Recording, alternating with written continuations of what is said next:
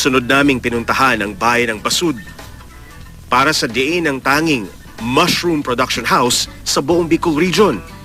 Nakakamangha ang dami ng kabuting pinalalago at pinararami rito. So ito ang mushroom house. Mushroom house rin ito. Okay. Dito ang mushroom farm. Kasi ang mushroom farm natin nasa Bulacan. Yung malaki yun. Ito ang pinanggalingan ng mga binhi. Binhi? Oo, sa mga spawn. So, Masarap ba ito? masarap talaga yan. Ito ngayon yung kanyang binhi. Yun. Yan, yung binhi. So ito ang oyster. Oyster mushroom. Ano pa ho yung ibang Meron tayong Ganoderma lucidum. Pagka Ito na lumaki yun. yan, ano yung itsura niya? Ito na. Ayun. Ito yung nahalo sa kape. Parang bahay ng mga Smurfs to. Isa sa mga paborito kong gulay, kung gulay mang maituturing ito, yung mushroom. Masarap kainin ito, igisa mo, ihalo mo sa ibang gulay, masarap. Curious ako kung ano itsura ng indoor farm, lalong-lalo na kung mushroom yung ginogrow ng isang nag-aalaga nito. Mula sa amag, tumutubo ang isang kabute. Nagsisimula ang proseso ng pagpapalago ng kabute sa tinatawag na culture stage. Ang gagawin natin ay maglulutuin natin yung patatas. No? Hiwa-hiwain mo natin ng manipis. Itong patatas na to, isa ito sa mga pagkain ng amag. Sa PDA o pinaghalong patatas, dextrose powder at agar, pinatutubo ang amag.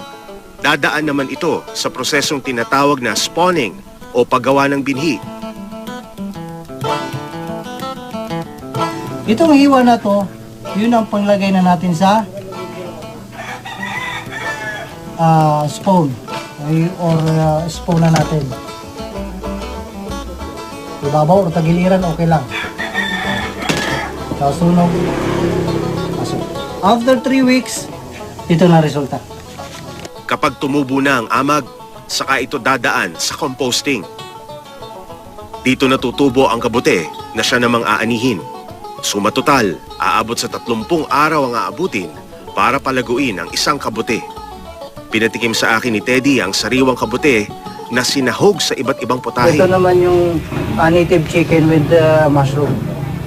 Atsara. Sige, tikman muna natin. Ngayon pa lang makakatikim ng oyster atsara. So titikman natin yan, ang lasa. At parang niluto din ng kuha niyan, in-steam namin yan. Then, meron siyang halo ng atsara ng Masarap. papaya, di ba?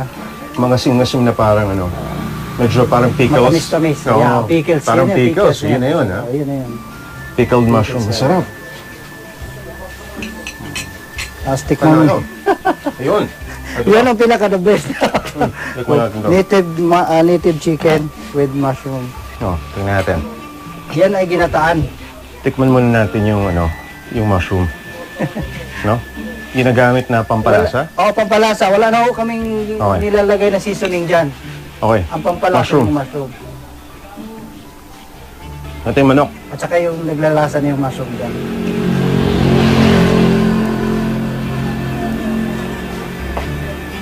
Yan ang native. Ang sarap. Champion, sarap.